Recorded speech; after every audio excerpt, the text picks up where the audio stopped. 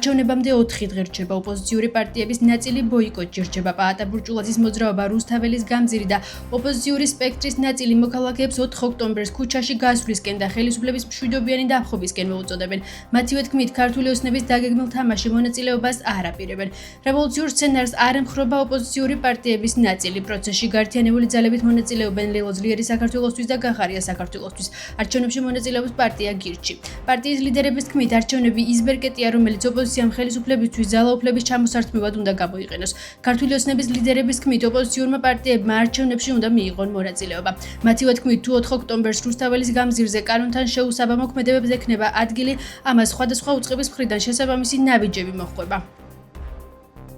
მოუცნებამ უპირობოდ უნდა დათმოს ძალაუფლება, იმიტომ რომ მას აღარ ეკუთვნის ის და უნდა დაუბრუნოს ის მართლა ვისაც ეკუთვნის. ეს არის ქართველი ხალხი. საქართველოს მოქალაქეები ქუჩაში გამოდიან იმიტომ, რომ ისინი არიან უკმაყოფილო, გაბრაზებული და შეურაცხყოფილი იმ გადაწყვეტილებების გამო, იმ საქციელის გამო, რომელიც ქართული ოცნების პარტიამ გადადგა. ასევე ეს აქცია დაანონსეს სხვადასხვა პოლიტიკოსებმა და პარტიების წარმომადგენლებმა და რა თქმა უნდა, მათი გადასაწყვეტია დანარჩენი. ჩვენი ბრძოლის გზა, ჩვენი მეთოდი ხაზგასმით ყოველთვის იყო, არის და იქნება მშვიდობიანი, არაძალადობრივი, იმიტომ რომ საქართველოში ძალადობა ეს არის რუსეთის სტილი, ჩვენ კი 4 ოქტომბერსაც ხაზგასმით იქნებით მშვიდობიანები და ჩვენი ყველა მოქმედება იქნება არაძალადობრივი, მაგრამ 4 ოქტომბერი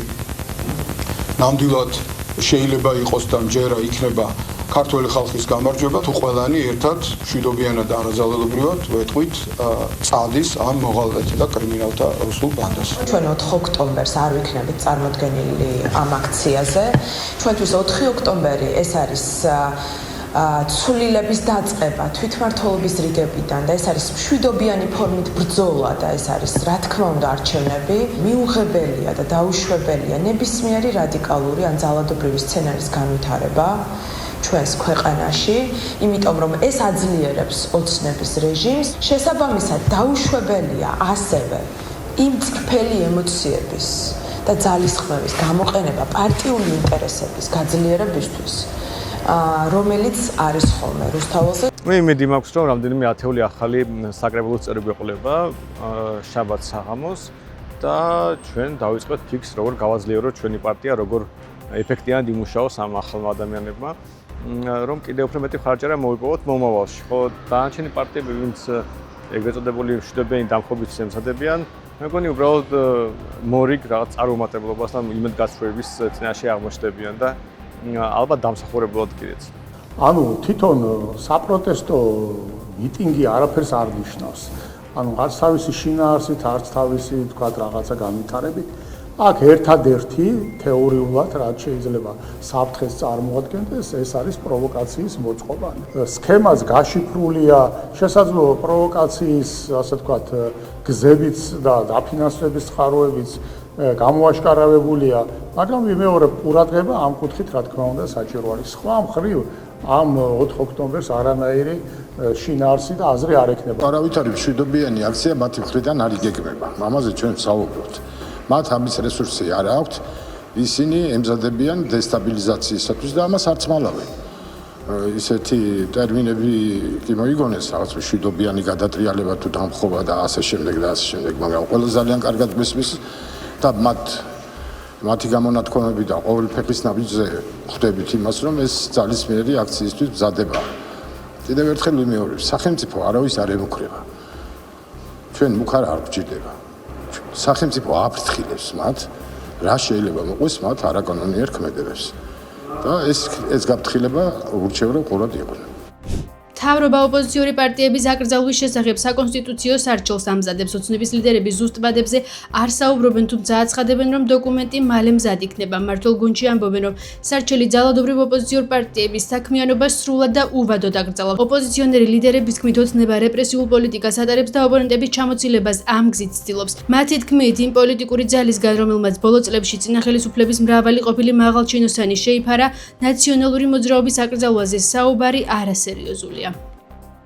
მარტო ნაცნობ მოძრაობას კი არ აგზალავენ. კიდევ ერთხელ რომ ქართულ დემოკრატიას გზალავენ. ამიტომაც ძალიან მარტივია ქუჩაში უნდა დავიბრუნოთ თავისუფლება და ეს პარტიული ბრძოლა არ გახლავთ უბრალოდ ნაცნობ მოძრაობას სურო დატოვონ თუ არ დატოვონ, მაინც მნიშვნელობა არ ეხება თუ ქვეყანაში დემოკრატია იქნება გაუქმებული და თუ არჩევნები არ იქნება ამ ქვეყანაში და თუ თავისუფლად მოძრაობნი ადამიანები ციხეში იქნებიან და თუ არანაირი პოლიტიკური პროცესი ამ ქვეყანაში დემოკრატიული არ იქნება, ხო? ამიტომ ეს პარტიული ბრძოლა კი არ გახლავთ, უკვე ეს არის ეროვნული ბრძოლა. პოლიტიკური ოპონენტები უნდა დაამარცხოს სიტყვით და თუ არგუმენტი არ ყოფნის და დებატებში ვერ ამარცხებ ამორჩევლის გულში, გემოვნებაში ვერ ამარცხებ ოპონენტს და მიმართავ ძალას, რომ კანონის ძალით დახურო პარტია, ეს უბრალოდ ნიშნავს, რომ არ გეყო არგუმენტები. ესე იგი, პოლიტიკურ პროცესში დამარცხდი და უბრალოდ ძალით კიდე დააკომპენსირო ის, რაც ვერ შეძელი დებატები. რუსეთი ამ ქვეყანაში დამყარდება მაშინ, როდესაც ყოღახიძე მაგ საწადელს მიაღწევს, აკრძალავს პარტიებს, აკრძალავს არასამთავრობო ორგანიზაციებს, დახურავს მედია საშუალებებს და საქართველოს ბელორუსიზაციის ცია დამთავრდება ამ ყველაფრით. ეგ არის მათი მიზანი, შესაბამისად საფრთხე აბსოლუტურად რეალურია, არავინ არ დაუშლის მათ, რომ საკონსტიტუციო სასამართლოს მიმართოს პოლიტიკური ოპონენტების აკრძალვით. ამ შემთხვევაში ერთ-ერთი მოკავშირე პოლიტიკური სპექტრის ასამხელო საზოგადოების თუ თავისუფალი მედიების არის ის ქართული საზოგადოება, ვისთვისაც ჩვენ ვიბრძვით, ვისთვისაც გვინდა პლურალიზმი პოლიტიკურ სივრცეში. რაც შეიწერება საჩელში ასე დეტალურად ვერ გეტყვით, მაგრამ ზოგად მიმართულებებზე შემიძლია საუბარი. პირველ რიგში ის მტკიცებულებები, რომელიც კომისიამ მოიპოვა. მტკიცებულებები არის უტყუარი. ბევრი მათგანი ამ მტკიცებულებებისა დადასტურებულია სასამართლო წესით. თუ ვინმეს აქვს სურვილი არ დაეთანხმოს საქართველოს სასამართლოს გადაწყვეტილებებს, ბევრი ასეთი მტკიცებულება დადასტურებულია საერთაშორისო სასამართლოს, სტრასბურგის ადამიანის უფლებათა სასამართლოს მიერაც. ამერიკის სახელმწიფო დეპარტამენტი ადამიანით ვაჭრობის შესახებ 2025 წლის ანგარიშს აქვეყნებს, რომელშიც საქართველოსიც არის საუბარი. ანგარიშის თანახმად საქართველოს მთავრობა ტრაფიკინგის აღმოფხრის მინიმალურ სტანდარტებს სრულად აკმაყოფილებს. სახელმწიფო დეპარტამენტის მიერ გამოქვეყნებულ ანგარიშში საუბარია პრობლემების შესახებაც. დოკუმენტის თანახმად აუცილებელია რამდენიმე რეკომენდაციის შესრულება, მათ შორის ტრაფიკინგის დანაშაულების, განსაკუთრებით კი სექსუალური ტრაფიკინგის საქმეების აქტიური გამოძიება და მსჯავრდებული ტრაფიკერების შესაბამისი დასჯა, რაც მნიშვნელოვანი ვადით პატიმრობას უნდა ითვალისწინებდეს. ანგარიშში ასევე ხაზგასმულია ტრაფიკინგის მსხვერპლების იდენტიფიცირება მოწყვლად ჯგუფებში. ქართულ ოცნებაში აცხადებენ, რომ ტრაფიკინგთან ბრძოლისთვის აქტიურ სამუშაოებს ატარებენ და ეს ამერიკის სახელმწიფო დეპარტამენტის ანგარიშით კიდევ ერთხელ დასტურდება. აღსანიშნავია, რომ საქართველოს ბოლო 10 წელია პირველ კალათაში იმყოფება ტრაფიკინგის წინააღმდეგ ბრძოლის მიმართულებით. ანგარიშში აღნიშნულია, რომ საქართველოს განაგრძობს ეფექტურ ღონისძიებებს ტრაფიკინგის წინააღმდეგ ბრძოლის მიმართულებით. დადებითად არის შეფასებული საკანონმდებლო ბაზა და ის სასჯელები, რაც მსგავსი ტიპის დანაშაულისთვის არის გათვალისწინებული, ასევე წარმატებით შეფასდა ის მობილური ჯგუფები, რომლებიც სხვადასხვა რისკ ჯგუფებთან მიმართებაში მოქმედებენ და პერიოდულად ხდება გადამოწვევა ისეთი ადგილები, სადაც შესაძლოა არსებობდეს რისკი ადამიანით ვაჭრობის. არ მხოლოდ ჩვენი მოქალაქეების ტრაფიკინგს, ჩვენი პოლიცია, არამედ უცხო ქვეყნის მოქალაქეებსაც იცავს ტრაფიკინგისგან. თქვენ იცით, რომ უამრავი ადამიანი იქნა საქართველოში დაპატიმრებული, რომლებიც ხელს უწყობდნენ პროსტიტუციას და ვთქვათ, ჩამოყვანას უცხოელი ქალბატონებისა, რომლებიც ასევე ესე იგი მოტყუებით ჩამოყავდათ, ტრაფიკინგის მსხვერპლები იყვნენ და ხელს უწყობდნენ, რომ მათ ისინი მეძავები ყოფილიყვნენ. მაქსიმალური ძალისხმევით ხდება ამის აღკვეთა. თბილისის საქალაქო სასამართლოში საქართველოს სახელმწიფო საზღვრის უკანონო კვეთაში ბრალდებულის თანაინვესტირების ფონდის ყოფილი გენერალური დირექტორის გიორგი ბაჩიაშვილის პროცესი მიმდინარეობს. პროცესზე მსჯავრდებული გიორგი ბაჩიაშვილის ადვოკატი ლევან მახარაშვილი დასკვნით სიტყვას წარმოთქვამს, რის შემდეგაც გიორგი ბაჩიაშვილი საბოლოო სიტყვის უფლებით ისარგებლებს. გიორგი ბაჩიაშვილმა ქვეყანა იქამდე დატოვა, ვიდრე მას ქართული ოცნების დამფუძნებლის ბიძინა ივანიშვილის კრიპტოვალუტის მითვისების საქმეზე 11 წლით თავისუფლების აღკვეთას მიუსჭიდნენ. პროკურატურამ გიორგი ბაჩიაშვილს ბრალი საზღვრის უკანონო კვეთის ფაქტზე, ხოლო ქარუმიძეს სახელმწიფო საზღვრის უკანონო გადაკვეთაში დახმარების მუხლი წარუდგინა, რაც სასჯელის სახით 3-დან 5 წლამდე თავისუფლების აღკვეთას ითვალისწინებს. ითქვა, თუ კი მსგავსი დაუშვათ ეჭვი გამოძიებას ჰქონდა, რატომ არ მოხდა თუნდაც ერთხელ დედამისის ან მამამისის გამოკითხვა, ეს ერთი.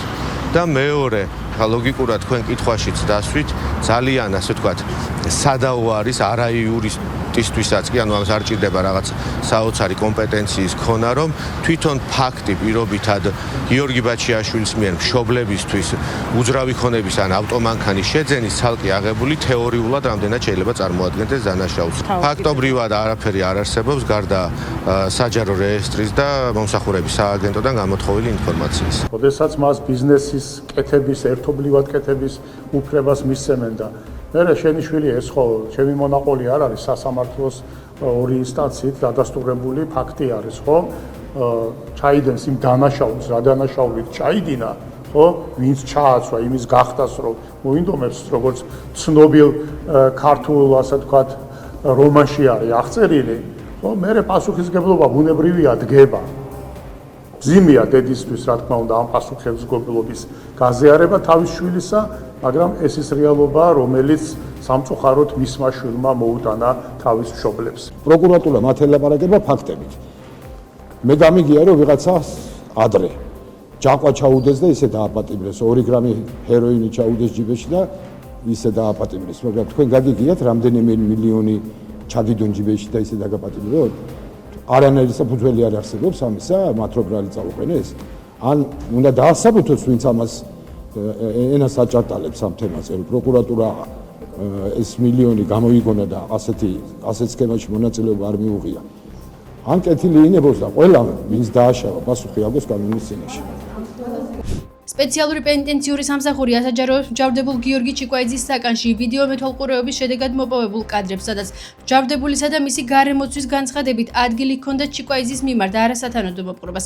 როგორც პენიტენციურ სამსახურში განმარტავენ, ვიდეო მასალა მოიცავს 2025 წლის 20-22 სექტემბრის ეპიზოდებს, სადაც ჩანს დღის განმავლობაში რამდენჯერმე როგორ იღებს მჯავრდებული თავის თანამესაკნეებთან ერთად საკვებს, როგორც ბრალდებულ მჯავრდებულთა კვების რაციონით გათვალისწინებულს, ისე პენიტენციური დაწესებულების ტერიტორიაზე არსებულ მაღაზიაში შეძენილს. საქმე ეხება ჩიკვაიძის განცხადებას, სადაც მან იუსტიციის მინისტრს მიმართა და თქვა, რომ საკანში მსხდომ სამპატიმარს დამცინავად 1 ცალი კატლეტი შეუგდეს.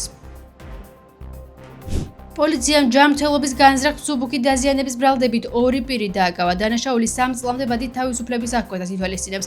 გამოძიებით დადგინდა, რომ ბრალდებულებმა ურთიერთშელაპარაკების ნიადაგზე 1975 წელს დაბადებულ პირს ჯანმრთელობის სხვადასხვა სახის დაზიანებები მიაყენეს და შემთხვევის ადგილიდან მიიმალნენ. დაშავებული მამაკაცი საავადმყოფოში გადაიყვანეს, სადაც შესაბამისი სამედიცინო დახმარება გაეწია. სამართალდამცველებმა ჩატარებული საგამოძიებო მოქმედებების შედეგად ბრალდებულების სახით დააკავეს. მომხდარზე გამოძიება სისხლის სამართლის კოდექსის 140 მუხლით მიმდინარეობს.